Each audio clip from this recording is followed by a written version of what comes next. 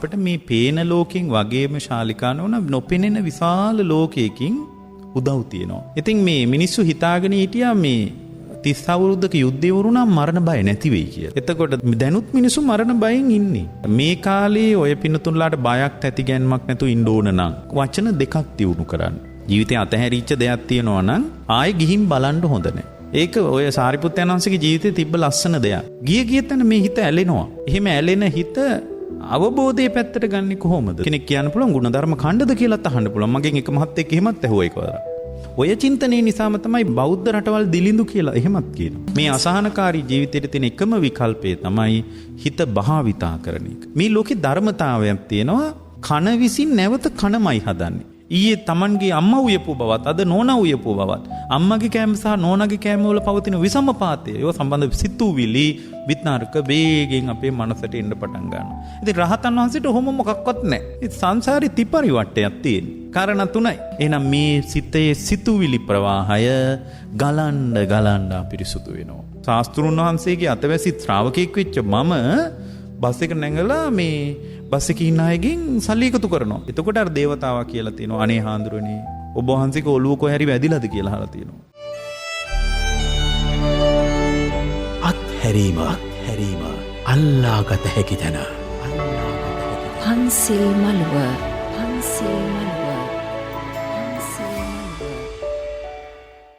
මහණෙනි, මේ සංසාරයේ යම් තැනක හෝ සැපයක් යයි කියා දෙයක් මා දන්නේ නම් හිස ගිනිගත් අයෙකු ඒ හිස ගිනි නිවන වීරෙන් යුතුව මේ දුක් සහිත සංසාරයෙන් එතර විය යුතුයයි මා නුඹට කියන්නේ නැහැ. මා නුඹලාට දේශනා කරන්නේ නැහැ. සම්බුදු රජාණන් වහන්සේගේ ඒ සම්බුදු වදනමයි නිරන්තරයෙන් අපිට සිහිපත් වන්නේ. ඉතින් එවන් වූ සමයක බුදුරජාණන් වහන්සේගේ සුවය සැනසීම ඒ බණපද වැඩියෙන් ජීවිතයට දැනෙන මොහොතක තමයි අපේ ගෞරවනීය ස්වාමීන් වහන්සේව අපිට සම්මුඛ වන්නේ. ත්‍රිපිටක ධර්මවේදී පූජ්‍ය හසලක සීල විමල ගෞරවනීය ස්වාමීන් වහන්සේ. තෙරුවන් සරණයි. අවසරයි ස්වාමීන් වහන්සේ. තෙරුවන් සරණයි ඔබතුමියටත්. අද පන්සිල් මළුව ශ්‍රවණය කරන ශ්‍රාවක පින්වත් හැම දිනාටම තම තමන්ගේ సంతానගත ජීවිත සුවපත් කරගන්නට බුදුරජාණන් වහන්සේගේ බුද්ධ වචනේ උපකාර වේවා කියලා අපි ප්‍රාර්ථනා කරනවා. ඒ වගේම ශාලිකානෝනා මේ ජීවිතේ සිනහව කඳුල අතර මිනිසුන්ගේ ජීවිත වේගින් දෝලණය වෙනවා. ඉතින් මිනිසුන් දුක කනස්සල්ල කඳුල ඉස්සරහා හඬා වැළපුණාට සිනහව ඉස්සරහා ගැඹුරින් තමාව විමසා බලන හැකියාවක් කාම ලෝකේ ගොඩාක් අයට නැහැ. හැබැයි මේ බුදුරජාණන් වහන්සේගේ බුද්ධ ශාසනයේ සිනහව පවා තණ්හාවේ ප්‍රතිලාභයක් හැටියට දකින්න කෙනෙක් තමයි නිවනටපත් වෙන්නේ කියලා බුදුරජාණන් වහන්සේ වදාළා. ඒ කියන්නේ දැන් අපි කවදාවත් හුරු නැහැ සිනහව විදර්ශනා කරන්න. දුක කනගාටුව වේදනාව වෙනකොට තමයි අපට බුදුරජාණන් වහන්සේ සිහි වෙන්නේ. ධර්මයේ සිහි වෙන්නේ, සංඝයා සිහි වෙන්නේ, මාර්ගයේ සිහි වෙන්නේ. කෝ ප්‍රතිපත්තියක් නැද්ද මට මේ දුක ඉවර කරගන්න කියලා සිහි වෙන්නේ. මිනිස්සු hina වෙන වෙලාවට එහෙම මොකුත් සිහි වෙන්නේ නැහැ. සිනහ වෙන අවකාශය වල්මත් වෙච්ච අවකාශයක්. කියන්නේ සිනහව කියන තැනට මිනිස්සු අද වුණත් විවිධ මත් වෙන දේවල් එහෙමනේ පාවිච්චි කරන්නේ. එහෙමයි ස්වාමීන් වහන්සේ. නමුත් බුද්ධ ශාසනය ඊටා මිහිරිව පෙන්වා දෙන දෙයක් තියෙනවා. මොකද්ද? සිනහවද කඳුලද දෙකම තණ්හාවේම ප්‍රතිලාභයක් හැටියට දකින්න කියලා. ඒ දැක්ම ශාලිකානෝන යම් කෙනෙකුට තිබ්බොත් ඒ බඳු ශ්‍රාවකෙක් තමයි නිවනටපත් වෙන්නේ. ඒ නිසා අපි අද පන්සිල් මළුවේදී ශ්‍රාවක පින්තුන්ට හැම දිනාටම යෝජනා කරමු. සිනහවද විදර්ශනා කරන දක්ෂ ශ්‍රාවකෙක් හැටියට සම්මා දිට්ඨියෙන් නැගිටින්න කියලා. හොඳයි ස්වාමීන් වහන්සේ, බොහොම පිං. සිරස පන්සිල් මළුව අහන දකින පන්සිල් මළුව සිරස FM ඔස්සේ අහන, ඒ වගේම පන්සිල් මළුව YouTube channel ඔස්සේ අපිව බලන අහන අපත් සමග නිරන්තරයෙන්ම සිටින ඔබ සියලුම දෙනාට තෙරුවන් සරණයි. ඉතින් තවත් සුන්දර මොහොතක් අපිට උදා වෙලා තියෙන පන්සිල් මළුවේදී ධර්මයේ සමග ගෙවෙන හැම තත්පරයක්ම හරිම සුන්දරයි. සම්බුදුරජාණන් වහන්සේ සිහිපත් වන සෑම ක්ෂණයක්ම හරිම පින්බරයි, සැනසීමම දැනෙනවා, පුදුමාකාර ආරක්ෂාවක් ජීවිතයට දැනෙනවා.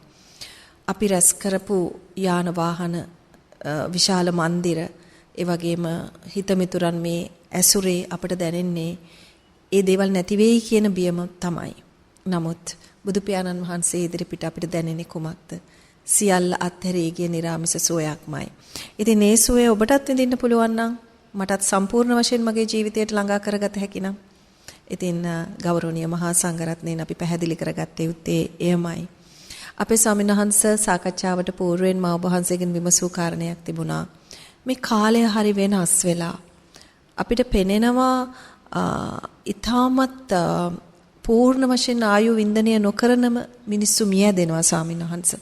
විවිධ රෝගාබාධ හැදෙනවා. මිනිස්සු ඒවට මත පළ කරනවා. අහවල් රෝගය සඳහා ගත්ත එන්නත නිසා මේක වෙන්නේ නැති. එහෙම නැත්නම් මේ කාලයේ වැරද්දද? ඇයි අපි මේ වගේ කාලයක ඉපදුනේ? මේ වගේ ප්‍රශ්න ගොඩාක් නගනවා අපේ ස්වාමීන් වහන්සේ. නමුත් ඔබ වහන්සේ හරිම සුන්දර විදිහට මේ ප්‍රශ්නේ විග්‍රහ කරා. නෑ, මේකට හේතුව මෙන්න මේ කාරණේයි කියන කාරණේ ස්වාමීන් වහන්සේ. අපේ ශ්‍රාවකයන් වෙනුවෙන් ඒ පැහැදිලි කිරීම නැවත සිදු කරන්න කියලා ඉතාමත් ගෞරවයෙන් ඔබ වහන්සේගෙන් ඉල්ලා සිටිනවා. ඇත්තටම ශාලිකා නෝනා අපිට ඔබතුමිය ඔය කියන කාරණේ පිළිබඳ විශාල මැසිවිල්ලක් සමාජයේ තියෙනවා.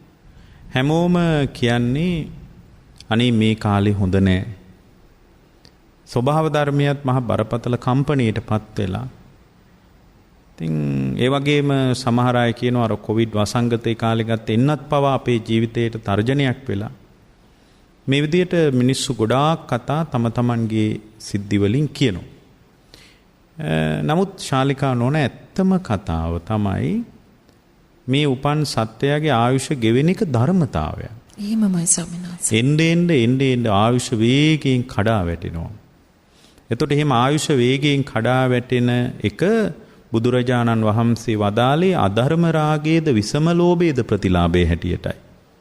එතකොට යම් වෙලාවක අධර්ම රාගයේ බලවත් වෙනකොට විසම ලෝභයේ බලවත් වෙනකොට ඒ જાතියේ ඒ සත්‍යයේ ආයුෂ කඩා වැටෙන එක ධර්මතාවයක්. ඒ ධර්මතාවයේ උද්වේගය වැඩි වෙනවා මිනිසුන්ගේ මානව ධර්මතා කඩාගෙන වැටෙනකොට. ඒ කියන්නේ බුදුරජාණන් වහන්සේ වදාළේ මහණෙනි යම් තැනක පාලකයා පිරිහුණුත් ශ්‍රමණ බ්‍රාහ්මණවලුත් කඩා වැටෙනවා කියනවා. ඊට පස්සේ සාමාන්‍ය මිනිසුත් කඩා වැටෙනවා කියනවා. සත්තුත් කඩා වැටෙනවා කියනවා. හඳ තාරකා පවා විසමව ගමන් කරන්න පටන් ගන්නවා කියනවා. මාස අඩ මාස ගෙවෙන්නේ හරිම විසම විදියට කියනවා. එහෙමයි ස්වාමීන් වහන්සේ. ඒකට එහෙනම් අපිට තේරෙනවා මේ අපි මූණ දෙන අත්දැකීම ශාලිකා නෝනා තණ්හාවේම ප්‍රතිලාභයක් කියලා. මේ තණ්හාවේ අතුරුඵලයි අපි වළඳන්නේ. ඒ නිසා ඉස්සරහට මීට වඩා සුබවාදී තත්වයක් අපට උදා වෙන්නේ නැහැ. මීටත් වඩා බිහිසුණු යුගයකට අපිට විවෘත වෙන්න වෙන්නේ. එහෙමයි ස්වාමීන් වහන්සේ. ඒකට මේ ජීවිතේ කඩා වැටීම්, පශ්චත්තාප වීම මේ සියල්ලම ඉදිරියේ ශාලිකා නෝන අපි ශක්තිමත් වෙන්න ඕන ධර්මයි. එහෙමයි. ඒතොර දැන් මේ මරණ බය, ව්‍යාධි බය ඉතින් මේ හැමෝගෙම හිතවල වැඩ කරනවා මටත් පිළිකාවක් එහෙම තියනවද දන්නේ නැහැ කියලා. මේ කාම ලෝකින හැම මිනිස්සෙක්ගෙම හිතේ ඕක තියෙනවා. එහෙමයි ස්වාමීන් වහන්සේ. ඒතර සමහර අය හිතනවා නෑ මට විතරක් ඇත්තේ මම මේ අනවශ්‍යව හිතනවා ඇති. නෑ හැමෝගෙම හිතේ තියෙනවා දැන් මේ හෙම්බිරිසාවක් වගේ පිළිකා එහෙම තියෙනවනේ. එහෙමයි. එතකොට හැමෝටම හිතනවා අනේ මටත් එහෙමද දන්නේ නැහැ කියලා. එතකොට දැන් අපිට හිතෙනවා මේ දැන් තමයි අපිට මෙහෙම වෙලා තියෙන්නේ කියලා. නෑ ඇත්තටම එහෙම එකක් නෙමෙයි. හැමදාමත් සත්‍යයා බිය තැතිගැන්ම එක තමයි කාලේ ගෙවලා තියෙන්නේ.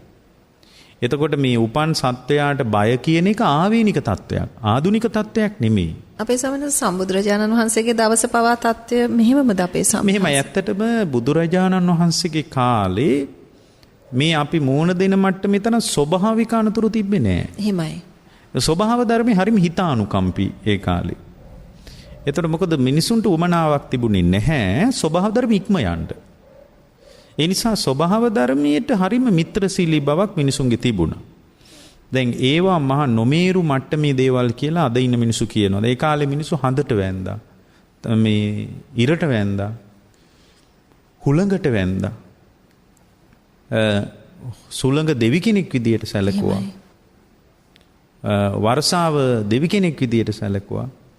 ඒ දේවත්වය ආදේශ කරගත්තේ ගෞරවනීය බවකට. එහෙමයි ස්වාමීන් වහන්සේ. එතකොට ස්වභාව ධර්ම ඉක්ම යන්නේ නැතිවෙන්න මිනිස්සු වග බලා ගත්තා.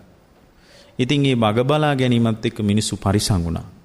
ස්වභාව ධර්මයේ හැම වෙලාවකම මිනිහාව පරිසං කළා. එහෙමයි. දැන් ස්වභාව ධර්මයේ මේ වෙනකොට අපිව ඉක්මවලා ඉවරයි.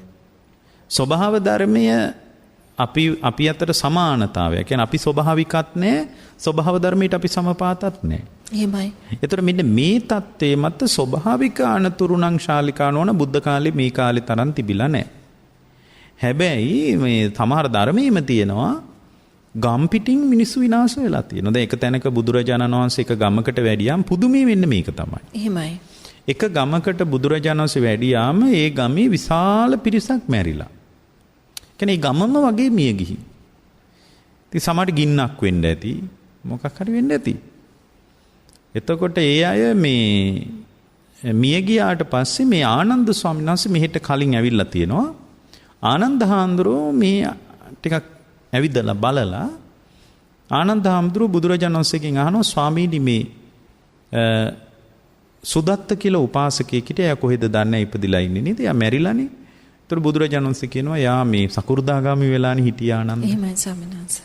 ඒතර එයා ඒ ස්වාමීන් වහන්සේ ආයෙත් ගිහින් ඇවිල්ලා අහනවා ස්වාමීනි සුදින්න කියලා භික්ෂුවක් හිටියා. ඒ භික්ෂුව කොහෙද දන්නේ? ආයා රහත් වුණා ආනන්ද. ඒ භික්ෂුව පිරිනුවම් පෑවා. එතකොට ස්වාමීනි මෙන්න මේ අහවල් උපාසිකාව කොහෙද? මේ විදිහට ආනන්ද හාමුදුරුවෝ එක එකනා ගැන ගිහින් හොයාගෙන ඇවිල්ලා මිය ගියපු අය ගැන අහලා තියෙනවා. අහනකොට බුදුරජාණන් වහන්සේ වදාලා ආනන්ද ඔය විදියට අහන්න එපා කියනවා. ඕක මේ තථාගතයන් වහන්සේට හරි මහන්සි වැඩක්. ඔය වගේ අහන්න එපා මගේ. මම ඔයාලට එක පොදු දෙයක් කියන්න. අපේ සමනස සමා වෙන්න මට උන්වහන්සේ ප්‍රශ්න විචාරණ ක්‍රමය පවා ඒ මොහොතේම නිවැරදි කරලා තියෙනවා නේද අපේ සමනස? ඔව් ඒක තමයි අර භාග්‍යතුන් වහන්සේගේ හරි ඍජු බවක් නේ තිබුණේ. අනික චෝදනා කළද්දි බුදුරජාණන් වහන්සේ ඍජුව චෝදනා කරලා තියෙනවා. ඔව් හරිම භාග්‍යතුන් වහන්සේ කියන්නේ ඇත්තටම අපි දන්නවට වඩා ගොඩාක් වෙනස් කෙනෙක්. ඒතකොට බුදුරජාණන් වහන්සේ දැන් බලන්න මේ ආනන්ද ස්වාමීන් කියන දේ ආනන්ද මේ ඔය කතාව අහන්න එපා මගේ. ඔහොම ඇහුවම මට මහන්සි. ආනන්ද මේ ගමේ ආනන්ද 50ක් හිටියේ රහත් වෙලා කියනවා. ඒකෙන් 90ක් අනාගාමී වෙලා හිටියේ කියනවා. 500ක් මේ ගිය අයගෙන් තෝවාන් කියනවා. ඒ නිසා ආනන්ද මම මේ පොදු කතාව විතරක් ඔයාලට කියන ඔයා එක එකන ගැන අහන්න එපා. ඒක මට මහන්සි කියන. ඒතකොට දැන් බලන්න ස්වභාවික විපත් ඒ කාලේ තිබිලානේ. එහෙමයි. ඒ කියන්නේ මේ විශාල ගමක් විනාශ වෙලා කියන්නේ. ඒ වගේම ඒ මිනිසුන්ට එහෙම විනාශ වුණත් අද තියෙන බය තිබ්බේ නැහැ. එහෙමයි ස්වාමීන් වහන්සේ. ඇයි දැන් මේ සෝවාන් මගපලලාභී ඉන්නේ ගමේම. සෝවාන් වෙච්ච අයනේ පාරේ හම්බ වෙන්නේ. අනාගාමී වෙච්ච උත්තමියෝනේ සම්මුඛ වෙන්නේ. එහෙමයි ස්වාමීන් වහන්සේ. එතකොට ඒ මිනිසුන්ට බය තැති ගැන්ම තිබුණේ නැහැ. දැන් බලන්න 90ක් අනාගාමී. එතකොට මහ පුදුමයිනේ ඒක. හිතාගන්න බෑනේ. ඒ වගේම පොඩි ගමක එන ස්වභාවික විපත් ශාලිකානෝන හැමදාම තියෙනවා. බය තැති ගැන්ම මෝරන්නේ කෙලස් බහුල වෙනකොට. මේ මිනිසුන්ට බයක් තිබ්බේ නැහැ. අද රාත්‍රියේ ජීවිතය අතහැරුණත් ඒගොල්ලන්ට සනීපෙට අතාරින්න පුළුවන් මට්ටමේ හිතක් තිබුණා. ඒක මං හිතනවා ඒ කාලේ ගොඩ නැගුණේ අතහැරෙනව කමින්. අතහැරීම කියන ධර්මතාවයේ ඒගොල්ලන්ගේ ජීවිතේ තිබුණා. ඒ වගේ මේ අතහැරපු දේවල් දිහා කවදාවත් හැරිලා බලලා නැහැ. දැන් මේ කාලේ ඔය ඔබතුමියලා අපි කතා බහ කරනකොට අපි සාකච්ඡා කරන දෙයක් තිබ්බනේ මේ බය තැති ගැන්ම වැඩි. මරණ බයෙන් මිනිස්සු ඉන්නවා. ඉතින් මේ මිනිස්සු හිතාගෙන හිටියා මේ 30 අවුරුද්දක යුද්ධය වුණා මරණ බය නැති වෙයි කියලා. එහෙමයි ස්වාමීන් වහන්සේ. එතකොට දැනුත් මිනිස්සු මරණ බයෙන් ඉන්නේ. මේ අපි අත්දකින්න සමහර සිද්ධි දිහා බැලුවාම රෝහලකට ගිහින් බලනකොට තේරෙනවා අනේ මගේ කතාවත් මේ වගේනේ මෙහෙම වෙන්න පුළුවන් කියලා. එහෙනම් මරණ බය කියන්නේ බාහිර සාධකයක් නෙමෙයි. එහෙමයි. මරණ බය කියන්නේ යුද්ධයට පටවන්න පුළුවන්, පවරන්න පුළුවන්, වග කියන්න පුළුවන් මට්ටම එකක් නෙමෙයි. ඒකෙන් අපිට එක දෙයක් තේරෙනවා කෙලෙස් බහුල වෙනකොට පුද්ගලයා තුළ බය තැතිගැන්ම ශාලිකානෝන බහුල වෙනවා. එහෙමයි ස්වාමීන් වහන්සේ. කෙලෙස් බහුල වෙනකොට වෙන දෙයක්. ඉතින් මේ කාලේ ඔය පින්නතුන්ලාට බයක් තැතිගැන්මක් නැතුව ඉන්න ඕන නම් වචන දෙකක් දියුණු කරන්න. එකක් තමයි අතහැරීමට සාදුකාර දෙන්න. අතහැරෙනකොට ඒකට හැමදාම වර්ණනා කරන්න ඒක. ඒක ස්වාමීන් වහන්සේ ඒක තමන්ගේ අතින් හෝ වේවා බාහිර ලෝකයේ අතින් හෝ වේවා එහෙම සිදුවන අවස්ථාවන් ගැනද ඔබ වහන්සේ පැහැදිලි කරන්නේ? නෑ දැන් අපිට මේ හරියට සමහර ඒවා අතහැරෙනවනේ. එහෙමයි. ඒතකොට දැන් අතහැරෙනකොට දැන් අපිට වෙලා තියෙන අපිට දාඩිය දානෝනේ අතහැරෙනකොට. අනේ දැන් මක් වේවිද කියලා නිකම් මහ විශාල කනස්සල්ලක් පශ්චත්තාපයක් දුක්ඛක් ඇතිත තුල පැන නගිනවා. නමුත් බුද්ධ ශාසනයේ ශ්‍රාවකයා ඊට වඩා බොහොම දියුණු වෙන්න ඕනේ. එහෙමයි. එයා අතහැරෙනකොට අතහැරීම වර්ණනා කරන්න ඕන. අනේ මේ අවබෝධයට පහසු දෙයක් නේ මේ අතහැරෙනවා කියන එක කියලා අතහැරීම වර්ණනා කරන්න ඕන. දෙවෙනි එක තමයි අතහැරිච්ච දේවල් ගැන ආයෙ හැරිලා බලන්න හොඳ නැහැ. ජීවිතේ අතහැරිච්ච දෙයක් තියෙනවා නම් ආයෙ ගිහින් බලන්න හොඳ නැහැ. ඒක ඔය සාරිපුත්තයන් වහන්සේගේ ජීවිතේ තිබ්බ ලස්සන දෙයක්. එහෙමයි ස්වාමීන් වහන්සේ. ඒකට මම ලස්සන දෙයක් කියන ඔබතුමියට සාරිපුත්ත මහරහතන් වහන්සේ ආරාමේ වැඩ ඉන්නකොට ඒ සාරිපුත්ත හාමුදුරුවෝගේ ශිෂ්‍ය ස්වාමීන් වහන්සේ නමක් හිටියා වැඩි වයස නැති කෙනෙක්. ඒකට ඒ හාමුදුරුවන්ට පවුලේ කවුරු හරි කට්ටියක් කැවුම් අරන් ඇවිල්ලා. අනේ අපේ හාමුදුරුවන්ට කියලා ඒ කාලේ කැවුම් සංස්කෘතියක් තිබ්බා. කැවුම් ගැන අපි ඔය කිරිබත්තු යන්නේ ඒ වගේ විශේෂ කැවුම් උපසංස්කෘතියක් තිබිලා තියෙනවා. ඉතින් මේ කැවුම් අරගෙන ඇවිල්ලා අර ස්වාමීන් වහන්සේ එනකම් බලාගෙන හිටියා. සාමාන්‍ය හාමුදුරුවන්ට අවුරුදු 16ක් විතර ඇති. රහත් වෙලා නැහැ. මේ හාමුදුරුවෝ එනකන් අර මිනිස්සු බලාගෙන හිටියා. එහෙමයි ස්වාමීන් වහන්සේ. ඉතින් මේ හාමුදුරුවෝ එන බවක් පේන්නේ නැහැ. බැරිම තැන මේ මිනිස්සු කියලා තියෙනවා අනේ සාරිපුත්තයන් වහන්සේ අපේ පුංචි ස්වාමීන් වහන්සේ වඩින පාටක් පේන්නේ නැහැ. ඔබ වහන්සේ භික්ෂු සංඝයා එක්ක මේ කැවුම් පිළිගන්න. එහෙමයි ස්වාමීන් වහන්සේ. ඔබ වහන්සේ මේ කැවුම් ටික පිළිගන්න මේ භික්ෂු සංඝයා එක්ක කියලා තියෙනවා. සාරිපුත්තයන් වහන්සේට එහෙම කැවුම් වල මොකක්වත් අවශ්‍යතාවයක් තිබෙන්නේ නැහැ. අර මිනිස්සු ඉතින් අර දුර ඉඳලානේ ගෙනාවේ. ගොඩාක් දුර ඉඳලා ගෙනාවම අනුකම්පාවකුත් එන්න ඇති. එහෙනම් පූජා කරන්න කියලා මේ සාරිපුත්තයන් වහන්සේ එක්ක භික්ෂු සංඝයා කැවුම් වැළඳුවා. වළඳනකොට අර හාමුදුරුවෝ ආවා. එතකොට එතන හිටිය භික්ෂුවක් කියලා තියෙනවා ආයුෂ්මතුනි ඔබ වහන්සේගේ මේ ඥාති කට්ටිය කැවුම් ගෙනාවා. ඔබ වහන්සේ නිකන් හෝරා ගානක් බලාගෙන හිටියා මේ ඔබ වහන්සේ වැඩි නෑනේ. ඊට පස්සේ අපගේ සාරිපුත්ත මහරහතන් වහන්සේ එක්ක භික්ෂු සංඝයාට කැවුම් පූජා කළා. සාරිපුත්ත මහරහතන් වහන්සේ ප්‍රධාන භික්ෂු සංඝයා මේ ඇත්තන්ට අනුකම්පාවෙන් පිළිගත්තා ඒක. කියනකොට අර හාමුදුරන්ට මේ කතාව එච්චර හරි ගියේ නෑ. මොකද එයාට නිගෙනාවේ. එහෙමයි. ඒ හාමුදුරුවෝ නෝක්කාඩුවට වගේ කියලා තියෙනවා. ඔව් ඉතින් පැණි රහට කවුද අකමැති නේද කියලා තියෙනවා. පැණි රහට ඉතින් හැමෝම කැමතිනේ. දැන් ඒක ඒ හාමුදුරුවෝ ඒ කතාව කිව්වේ මේ නිකන් අවඥාවෙන් කිව්වේ. මොකද එයාට ගෙනාපු එක වැළඳුවා වගේ. මේක සාරිපුත්‍රයන් වහන්සේට නෙමෙයි කිව්වේ. අර සංඝයාට කොහෙද නෑ ඉතින් පැණි රහට රහත් උනත් කැමතිනේ ඕක ඉතින් කියලා තියෙනවා. මේක සාරිපුත්‍රයන් වහන්සේට ඇහුණා. එදා ඉඳලා පිරිනිවන් පානකම් සාරිපුත්‍රයන් වහන්සේ කවදාවත් කැවුම් වළඳලා නැහැ. ඊට පස්සේ මේ කතාව බුදුරජාණන් වහන්සේට එක්තරා භික්ෂුවක් ගිහින් කියනවා අනේ ස්වාමීනි මේ සාරිපුත්‍රයන් වහන්සේ කවුරු කැවුම් පූජා කළත් වළඳන්නේ නැහැ. ඒතර භාග්‍යවතුන් වහන්සේ මන්ද හිණාවක් පාලා කියලා තියෙනවා ඒක ඇත්ත මහණෙනි ඔය සාරිපුත්ත යමක් අතහැරියොත් අතහැරියාමයි ආයි කවදාවත් බලන්නේ නැහැ කියලා. ඒක හොඳ ගුණයක්. මම කියන්නේ මේ කාලේ බය, තැතිගැන්ම, කනස්සල්ල, පීඩාව, අසහනයි මහ විශාල විදියට මනස වෙලාගෙන ලොකු අවුලක මිනිස්සු පැටලිලා මිනිසුන්ගේ ආර්ථික ප්‍රශ්න විතරක් නෙමෙයි ජීවිත තණ්හාවකින් මිනිස්සු මහ විශාල අවදානමකින් පෙළෙනවා. ජීවිතය අතහැරෙයි වද්දෝ කියලා මහ විශාල මිනිසුන්ගේ ඇහැට කඳුළු උනනවා. එහෙමයි.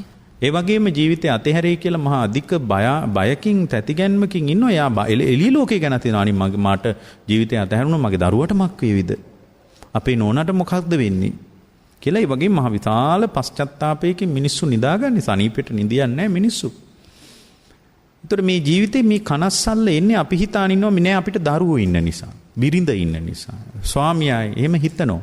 ඇත්තට මෙහෙම නෙමෙයි. අපි අපේ ජීවිතේ තණ්හාව බලවත් වෙන්න බය තැතිගැන්ම හරියට මෝරනවා. ඒ නිසා මම ඔබට ඒකයි කිව්වේ වචන දෙකක්. එතනදී මට සමාවෙන්න අපි දන්නවා බලවත් කරගන්නවා කියන්නේම අපි දැඩිව අල්ලා ගන්නවා කියන එකත් එක නේද ස්වාමීන් වහන්සේ? ඔව් දැන් මේක මේ ප්‍රශ්නේ විසඳන්න පුළුවන් වචන දෙකයි ශාලිකා නෝනා තියෙන්නේ. එකක් තමයි ලෝකයේ අතහැරෙනකොට ඒකට සාදුකාර දෙන්න පුළුවන් මට්ටමට හිත හදාගන්න. එහෙමයි. ඒක පළවෙනි එක. දෙවෙනි එක තමයි අතහැරුණු දේ පිළිබඳව කවදාවත් හැරිලා බලන්නේ නැතුව ඉන්නේ. අර සාරිපුත්ත හාමුදුරුවෝ වගේ. කවදාවත් ආයෙ හැරිලා බලලා නැහැ. ඒ කියන්නේ දැන් ඒක සාමාන්‍ය ලෝකයේ හිතාවි බලන්න මෙයාගේ දැඩි හිත. මෙයාට තියෙන මහා දෘඪ හිතක්. මිනිස්සුනා මොහොම නෙමෙයි නම්‍යශීලී වෙන්න ඕනේ. කෙලෙස් සහිත ලෝකෙ එහෙම කියාවි. කවදාවත් අතහැරිච්ච දේවල් දිහා ආයෙ හැරිලා බලන්න එපා. ඒ මට්ටමට අපි නොහිටියොත් අර ඔබතුමිය කියපු දුක, කනස්සල්ල, බය, පීඩාව, ජරා මරණ දුකින් මාත් බැටකයි කියලා මා තුළ ඇති වෙන අභ්‍යන්තර ගිනි ගැනීම ඒවත් එක්ක තමයි මට ඉන්න. ඔය වචන දෙක මම හිතනවා භික්ෂුවකට තිබ්බත් ඒ භික්ෂුව කවදාවත් කෙලෙස් වලින් යට වෙන්නේ නැහැ. ඒ කියන්නේ ලෝකේ අතහැරෙනකොට සාදුකාර දෙන එකයි. ඒ කියන්නේ අතහැරෙනකොට සාදුකාර දෙන්න කියන්නේ අතහැරෙන එක ආශිර්වාදයක් කියලා හිතන්න ඕනේ. එහෙමයි ස්වාමීන් වහන්සේ. එතකොට මේ සමහර ඒවා අතහැරෙනකොට අපිට බෑනේ එහෙම හිතන්න. නමුත් ඒ අතහැරීම ආශිර්වාදයක් කරගන්න ඕනේ. එයා හිතන්න ඕන මේ සියල්ල අතහැරපු තැනකනේ අවබෝධය තියෙන්නේ. අපින පවා අතහැරපු තැනක ශාලිකා නෝන අවබෝධය තියෙන්නේ. එහෙමයි. ඒකනේ කියන්නේ මේ දුකේ නිමාව ගැන බුදුරජාණන් වහන්සේ වදාළේක බලන්න. යායන් තණ්හා පෝනෝභාවිකා නන්දිරාග සහගතා తත්‍ර తත්‍රාබිනන්දිනි. ගිය තැන මේ හිත ඇලෙනවා. ගොඩාක් ඒවට ඇලෙනවා හිත. එහෙම ඇලෙන හිත අවබෝධයේ පැත්තට ගන්නේ කොහොමද? ධර්මයේ කියනවා. චාගෝ පටිනිස්සග්ගෝ මුත්‍යානාලයෝ. චාගෝ මට කොච්චර අතහැරලා දාන්න පුළුවන්ද? ඡාග කියන්නේ ත්‍යාගය කියන එක. එහෙමයි. ඡාගෝ පටිනිස්සග්ගෝ මුත්‍යානාලයෝ. මුත්‍ති කියන්නේ කොච්චර මට මිදිලා ඉන්න පුළුවන්ද? අනාලයෝ කොච්චර මට ඇලෙන්නේ නැතුව ඉන්න පුළුවන්ද?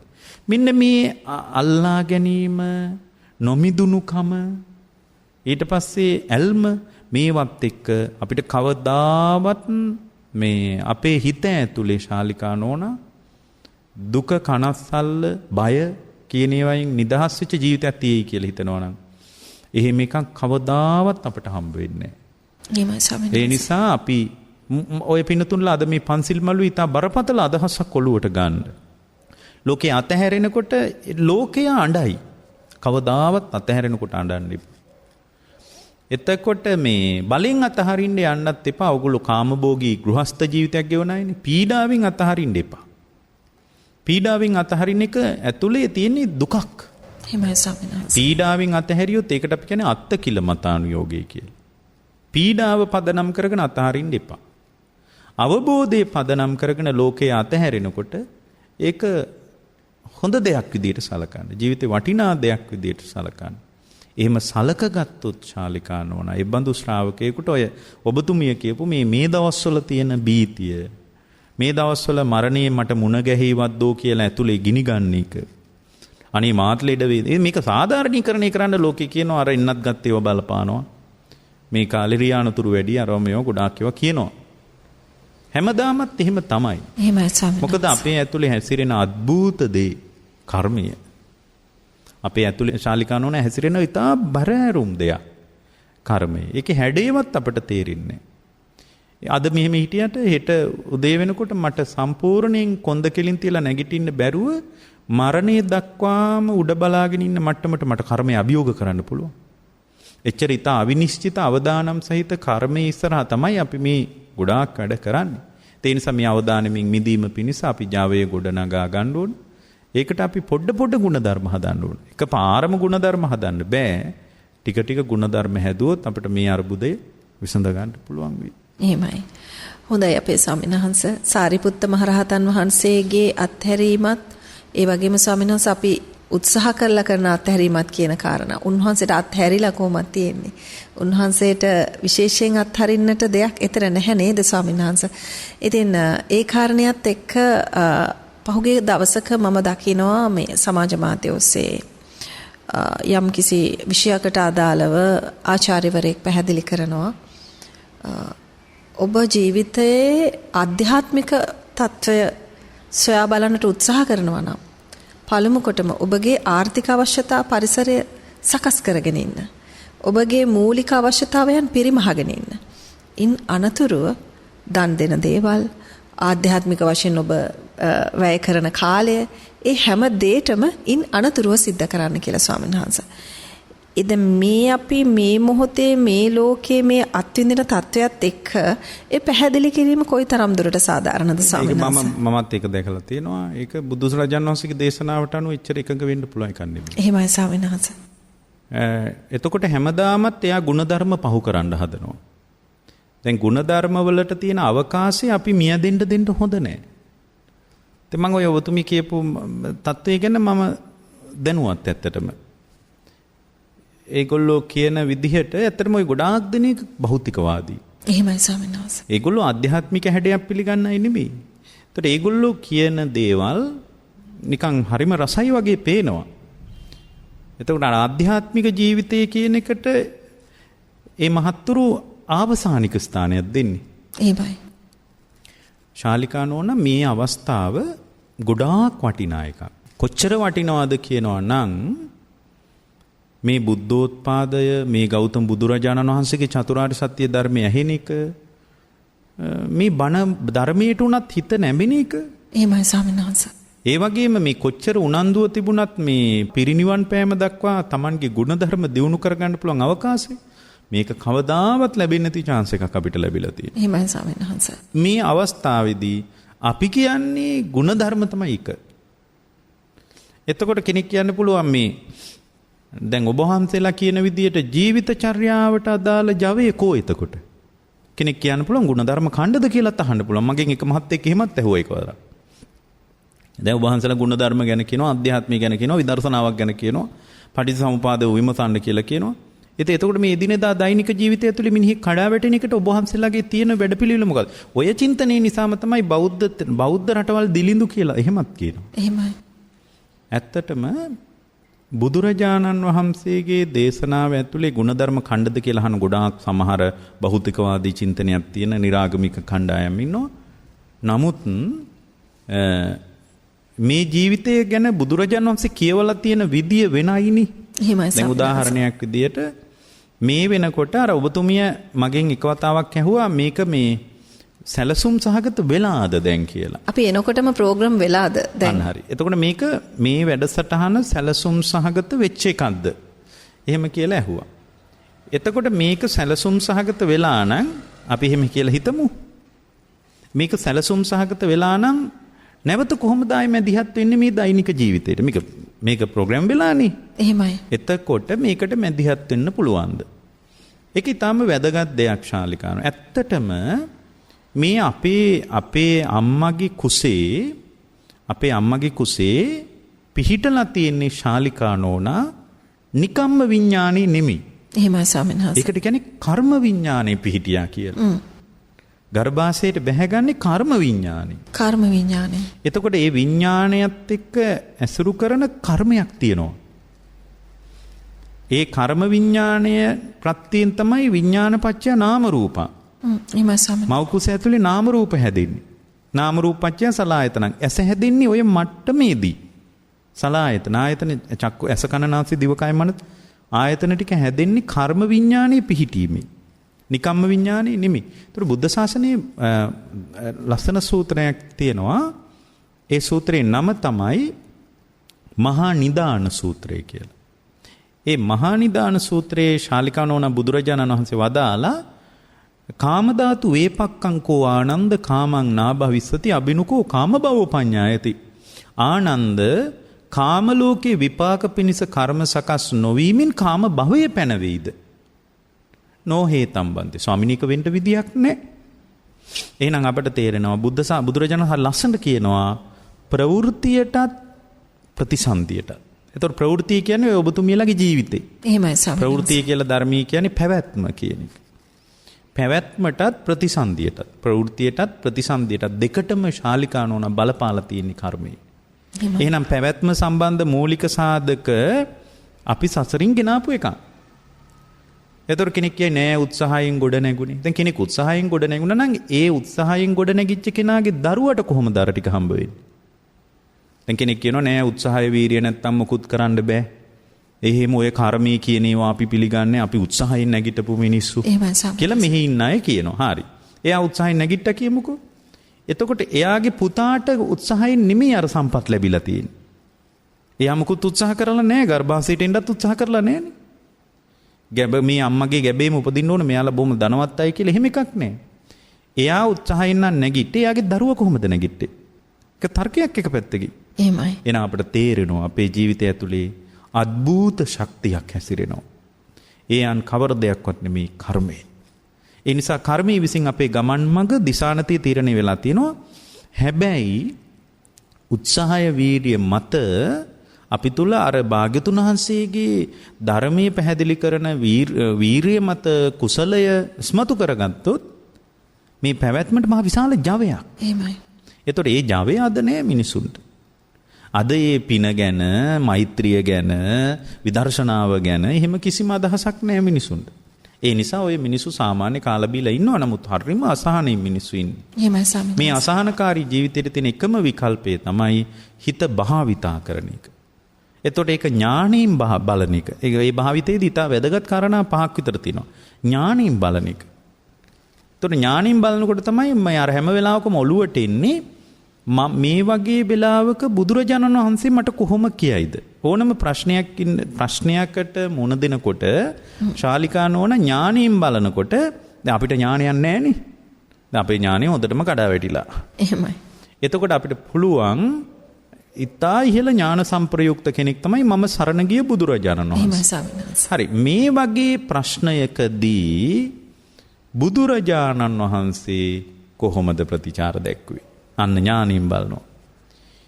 ඊට පස්සේ සිහිය පිහිටවාගෙන බලනවා. හැම වෙලාවෙම තමන්ගේ පැත්තේ සිහිය තියාගන්නවා. එහෙමයි. එතකොට තමන්ගේ පැත්තේ සිහිය තියාගත්තාම කඩා වැටිච්ච හැම ලෝකයේ අත්දැකීමක්ම කමටහන. සිහිය තියා. දැන් හොඳ උදාහරණයක් විදිහට හිතන්නකෝ ලෙඩෙක් දකින්නවා කියලා. එහෙමයි. ඒ ලෙඩා දකින්න හැම වෙලාවකටම යාට හිතෙනවා අනේ මමත් මේ විදිහටම ලෙඩ වෙන කයක් නේද මටත් තියෙන්නේ. අන්න ඒක තමයි සිහිය කියන්නේ. ඥානය කියන්නේ මේ අවකාශයට මම සරණ ගිය බුදුරජාණන් වහන්සේ ඥාණයෙන් කොහොමද ප්‍රතිචාර දැක්ුවේ කියන එක. සිහිය කියලා කියන්නේ ලෝකය ඇතුලේ මාව කියව ගන්න එක. එහෙමයි ස්වාමීන් වහන්සේ. ලෝකයේ ඇතුලේ මාව කියව ගන්නවා කියන්නේ දැන් ලෙඩ වෙච්ච කෙනෙක් දකින්නකොට අනේ ඔයා ලෙඩ වෙලා නේද කියලා එයත් එක්ක ඇඟැලුම් කම්පාලා බය වෙන්න එපා අපිත් වටේට ඉන්නවනේ අපිත් උදව් කරන්න. ඒක අපේ ක්‍රමී නෙමෙයි. බය වෙන්න එපා අපි ඉන්න ඕන දෙයකට කියලා කියන එක අපේ ක්‍රමී නෙමෙයි. එයා ලෙඩ වෙනකොට අනේ මමත් ලෙඩ වෙන කයක් නේ මේ අසුරු කරන්නේ. අද ඔයා ඔහම ලෙඩ වෙලා හිටියට හෙට මගේ කතාව ඔය කතාව වෙන්න පුළුවන් කියලා හැම වෙලාවකම මා දෙස බලන්න පුළුවන් හැකියාව. ඒක තමයි ශාලිකා නෝනා සතිය. ඥානයයි සතිය. ඒක ඇතුලේ තමයි සීල සංවරය, ඊට පස්සේ ඉන්ද්‍රිය සංවරය යොක්කොම ඉන්නේ. ස්වාමීන් වහන්සේ යෝනිසෝ මනසිකාරයේ අවදි වීම හරහා අපි ජීවිතයේ යථාර්ථය දකිනකොට ස්වාමීන් වහන්සේ අපිට විපාක දෙන්න ඊළඟ මොහොතේ විපාක දෙන්න සූදානම් වන අකුසල කර්ම පවා යටපත් වෙන ස්වභාවයක් වෙනවද ස්වාමීන් වහන්සේ? මෙහිමයි මේ ලෝකේ කුසල අකුසල අත්දැකීම් ටිකකට අපි දැන් එකතු වෙලා ඉන්නේ. මේකෙන් ශාලිකවනෝන ගැලවෙන්න බෑ. මේකෙන් ගැලවෙන එක හරිම අමාරු දෙයක්. කර්මය ඉදිරිපත් වෙලා ඉවරයි. විපාකයේ පිණිස කර්ම හැදිලා ඉවරයි. ඒ කියන්නේ මගේ මේ ඇස කියන එක පරණ විපාකයක්. ඇසෙන් නාම රූප පරම්පරාව හටගන්න ඇහි පහළවීම කියලා කියන්නේ. පේන මට්ටම කියලා අපි කියන්නේ. ඒක විපාකයක්. ඒක විපාකයක්. එතකොට විපාකය කියන එක කලින් හැදිලා තින්නේ. කර්ම විපාක කියලා කියන්නේ. ඒ කර්මී විපාකයක් විදිහට මේ වෙනකොට මගේ ඇහැ හැදිලා ඉවරයි. මගේ කන හැදිලා ඉවරයි. එතකොට මේ කනට ඇහෙන මට්ටම කියන එක විපාකයක්. හොඳ ඒවත් ඇහෙන්න පුළුවන්, බැනුම් අහන්නත් පුළුවන්. දැන් කොච්චර බැනුම් අහනවද බලන්නකෝ මිනිස්සු. මේ ලෝකේ ධර්මතාවයක් තියෙනවා. කන විසින් නැවත කනමයි හදන්නේ. ඒක හරි ලස්සන දෙයක්. දැන් කන කියන එක නැවත කනමයි හදන්නේ. දිව කියන එක දිවටමයි බලපාන්නේ. ඒකනේ හොඳට බලන්නකෝ ඒ ලෝසක හාමුදුරුව වගේ හාමුදුරුව කෙනෙක් පෙර සසර උන්වහන්සේ කෑම සම්බන්ධව පිළිපැදපු දෙයක් නිසා උන්වහන්සේට කෑමමයි අඩු වුනේ. එහෙමයි ස්වාමීන් වහන්සේ. ඒක ධර්මතාවය. දැන් සමහර වෙලාවට චක්කුපාල මහරහතන් වහන්සේට ඇස් අන්ධ වුණේ පෙර ඇහැක් සම්බන්ධවම කරපු දෙයක්. එහෙමයි ස්වාමීන් වහන්සේ. ඊට අපිට එක දෙයක් පේනවා මේ ලෝකේ විපාක ටිකක් ක්‍රියාත්මක වෙනවා. ඒ විපාක ටික විපාකයේ හැටියට අඳුන ගන්න දක්ෂතාවය අපිට තියෙනවා. හොඳයි. අපේ ස්වාමීන් වහන්සේ දැන් තව කාරණයක් මේත් එක්කම මේ අපේ මේ සමස්ත පැහැදිලි කිරීම තුළ මේ කතාව ඇතුළත කොහොමද සසර නැවත නැවත නිර්මාණය වන්නේ කියන කාරණයක් ඔබ වහන්සේගෙන් පැහැදිලි කර ගන්න ඕනේ. ඒ වගේම කෙනෙකුට අදාළ කර්ම ශක්තිය දැන් ඊටමත් නිරෝගී සම්පන්නව පූර්ණ වශයෙන් ආයු වින්දනය කරලා මේ ජීවිතයේ යථාර්ථය අවබෝධ කරගන්න පුළුවන් මනසකින් මේ ලෝකෙට එන කෙනෙක් ස්වාමීන් වහන්සේ. ඒ අපි අවබෝධ කරගත යුතු එකම දේ මේ එකිනෙකාට අදාළ වන කර්ම ශක්තිය තුලින් ඒ කෙනා ආයු වින්දනය කරන කාලයක් තියෙනවා. නිරෝගී සම්පන්නව ජීවිතයට මුහුණ දෙන කාලවකවානුවක් තියෙනවා. ඒ නිසා ස්වාමීන් වහන්සේ දැන් මේ සමස්ත සත්වයාටම අදාළ කරලා අපිට මේ යම් යම් කාරණා පූර්ණ වශයෙන් කතා කරන්න බැහැ නේද අපේ ස්වාමීන් වහන්සේ? මේක ශාලිකානෝන අපිට එහෙම ගෝචර වෙන එකක් නෙමෙයි. ඒක සමහරු කියනවනේ සමහර සමාව වෙන්න ගලේ ගැහුවත් අපිව නම් මරන්න බෑ කියලා. මම මේ නිකන් ඒ කතාවේ පොඩි ඇත්තකුත් තියෙනවා. එහෙමයි. හේතුව මේ ජීවිතේන්ද්‍රිය රූපය කියන එක කර්මයේ විසින් තමයි ශාලිකානෝන හදන්නේ. එහෙමයි ස්වාමීන් වහන්සේ. මේ ජීවිතේන්ද්‍රිය රූපය කර්මයෙන් හදලා තියෙන. මේක කඩා වැටෙන්නේ කර්මයේ සම්පූර්ණ කර්මයේ ගෙවිලා ඉවර වෙනකොට මේ රූපේ කඩා වැටෙනවා. එතකොට ඉදිරිපත් වෙන කර්මය තමයි ඊළඟ පුනර්භවයේ හදන්නේ. එහෙමයි. එතකොට අපිට තේරෙනවා අපි දුවන්නේ කර්මයේ උඩ. දැන් ලොකු කතා අපි කිව්වට මෙහි අපේ ඇතුලේ හැසිරෙන මහා විස්මිත ශක්තියක් තමයි කර්ම ශක්තිය. එතකොට ඒ කර්ම ශක්තිය වෙන වෙනම එක එකනට ආදේශ කරලා ආරෝපණය කරලා කතා කරන්න බෑ. එහෙමයි. ඒ නිසා බුදුරජාණන් වහන්සේ අපට වදාලා පින්වත් මහණෙනි මේ කර්මය කියන එක ගැන ඕනෑවට වඩා හොයන්න යන්න එපා. හේතුව මේක විපාක දෙන විද්‍යාව අනුව වෙනස්. උත්පත්ති ස්ථානය අනුව වෙනස්. එහෙමයි. විපාක දෙන කාලය අනුව වෙනයි. අපරාපරිය වේදනීය කියනවා, ditta ධම්ම වේදනීය කියනවා. මේ වගේ මේ කර්මී විපාක දෙන විධික්‍රමය අනුව වෙනයි. ඒක සාමාන්‍යයෙන් ගෝචර වෙන්නේ භාග්‍යවතුන් වහන්සේටමයි. ඒකට හේතුව ආසයානුසය ඥානය, ඉන්ද්‍රිය පරෝපරියත් ඥානය, ਸਰවඥතා ඥානය. ඊට පස්සේ සත්වයාගේ චුතිය සහ උපත දකින්න ඥාන, චුතූපපාත ඥානය. මේ ඔක්කොම ශාලිකානෝන අපගේ ශාස්ත්‍රුන් වහන්සේටයි තියෙවා. තමයි ස්වාමීන් වහන්සේ. එතකොට ඒවා මේ අපි වගේ දුර්වල භික්ෂුවකට ලියන්න බෑ. හැබැයි අපිට එක දෙයක් තේරෙනවා. මොකද්ද? කර්මයේ විපාක දෙනවා. කර්ම විපාක දෙනවා එච්චරයි. එතකොට කර්ම විපාක දෙන්නේ කොහොමද කියලා අපි වගේ දුර්වල භික්ෂුවකකින් අහුවට වැඩක් නැහැ. කර්ම විපාක දෙනවා. හැබැයි මේ කර්ම සකස් වෙන්නේ මෙන්න මේ මට්ටමේදී. දැන් ඔබතුමී දන්නව නේද? දැන් අපිට පේන මට්ටම එනවනේ. පේනවා. එතකොට පේනවා කියන එක කර්ම හැදෙන්නේ. පේනවා කියන එක කර්ම හැදෙන එක නෙමෙයි, ඒක විපාකයක්. එහෙමයි. මොකද මේ වෙනකොට මගේ ඇහැ හැදිලා ඉවරයිනේ. ඇහැ හැදිලා ඉවර නිසා පේනවා. ඒක මටත් පේනවා, සෝවාන් වෙච්ච අයටත් පේනවා, සකදාගාමී වෙච්ච අයටත් පේනවා, රහතන් වහන්සේටත් පේනවා, බුදුමියටත් පේනවා, මේ බලන අහන ඔක්කොටමත් පේනවා. ඒ පේන්නේ ඇයි? ඇහැ හැදිලානේ මේ වෙනකොට. එහෙනම් පේන මට්ටමට මාව කවදාවත් සතර පායටවත්, දුගතියටවත්, නිරයටවත්, പ്രേත ලෝකයටවත් කොහේටවත් මාව ගෙනියන්න බෑ. ඒක විපාකයක්. පේනවා. දැන් අද වෙලා තියෙන පේන එකත් එක්ක හැප්පෙනවනේ. මට මේවා පේන්න ඕන, මේවා පේන්න බෑ. මං ඉස්සරහා මෙහෙම කතා කරන්න ඕන. මෙහෙම කතා කරලා අහුවෙන්න එපා මෙහි. මෙහි කතා කරන්න ඕන මෙහෙම තමයි කියලා එයා මහ පුදුම විදිහට සද්දෙත් එක්ක පැටලෙනවා. මේ පැවිදි වෙච්ච අය පැටලෙනවනේ. සද්දෙත් එක්ක මහ පුදුම විදිහට පැටලෙනවා. මෙහි බෑ ඔහොම කතා කරන්න. පන්තල් වල එහෙම එකනේ මේ බලන්නකෝ හරි ഘോഷාකාරී බවක් ඇති වුණොත් නිශ්ශබ්දතාවයට කොහොමද බුද්ධ ශාසනය එකතුයි තමයි. එහෙමයි ස්වාමීන් වහන්සේ. හැබැයි මේ පැවිදි අය පවා හරියට මේ ඇහෙන පේන දැනෙන හිතෙන මට්ටමත් එක්ක ගැටෙනවා, පැටලෙනවා. අපි කවදාවත් ඒකට පැටලෙන්න හොඳ නැහැ. හේතුව පේනකම පරණ හේතුඵල ධමෙන් මේ වෙනකොට හැදිලා ඉවරයි. මොකද මගේ ඇහැ හැදිලා ඉවරයිනේ. එහෙමයි. මේ ඇහැ හැදිලා ඉවර නිසා පේන මට්ටම මනාපේවත් පේනවා මනාපේවත් පේනවා. ලස්සනේවත් ඇහෙනවා අවලස්සනේවත් ඇහෙනවා. ලස්සන ඒවා ඇහෙනකොට ඒකත් එක ගැටෙන්න නොගැටෙන මට්ටමත් අවලස්සන ඒවා ඇහෙනකොට ගැටෙන මට්ටමත් කියන එක අපේ ඇතුලේ තත්ත්වය. දැන් රහතන් වහන්සේටත් පේනවා සාමාන්‍ය කෙනාටත් පේනවා. රහතන් වහන්සේට මොකද්ද වෙන්නේ? පේන මට්ටමේම රහතන් වහන්සේට අතහැරිලා යනවා. කෙලෙස් උපදින්නේ.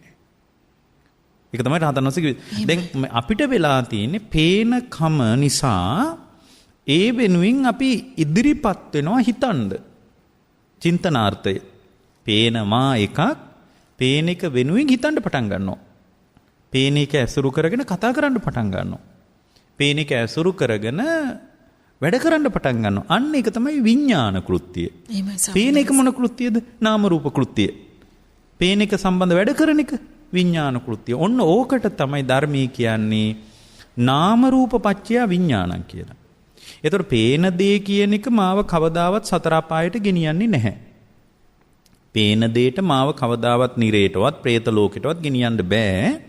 මොකද පේන එක මේ වෙනකොට හැදිලා ඉවරයි. ඒතර මාව නිරේට ගෙනියන්න පුළුවන් මට්ටම මොකද්ද? පේන දේ නිසා මම හිතන කියන කරන දේවල්. අවිද්‍යාසහගතව මං හිතනකොට දැන් රහතන් වහන්සේ අවිද්‍යාසහගතව හිතන්නෙත් නෑ, වැඩ කරන්නෙත් නෑ, කතා කරන්නෙත් නෑ. පේනවා රහතන් වහන්සේට. රහතන් වහන්සේට පෙනිච්ච තැනම ලෝකේ අතෑරිලා යනවා. අපිට එහෙම බෑනේ. පෙනිච්ච එක සම්බන්ධ ලස්සන අවලස්සනකම් අපේ ඔළුවට එනවා. කෙලෙස් සමග විස්තර අපේ ඔළුවට එනවා. ඊයේ දැක්කේවත් එක අද දැක්කේව ගලපනවා. ඊයේ කාපුවත් එක අද කාපුව ගලපනවා. ඊයේ Tamanගේ අම්මා උයපු බවත් අද නෝනා උයපු බවත් අම්මගේ කෑම සහ නෝනාගේ කෑම වල පවතින විසමපාතය ඒව සම්බන්ධ සිතුවිලි විතර්ක වේගෙන් අපේ මනසට එන්න පටන් ගන්නවා. ඉතින් රහතන් වහන්සේට ඔහොම මොකක්වත් නැහැ. හැබැයි පේනවා. ඒ කියන්නේ රහතන් වහන්සේටත් විපාකයේ තියෙනවා. රහතන් වහන්සේට කර්ම රැස්ෙන්නේ නැහැ.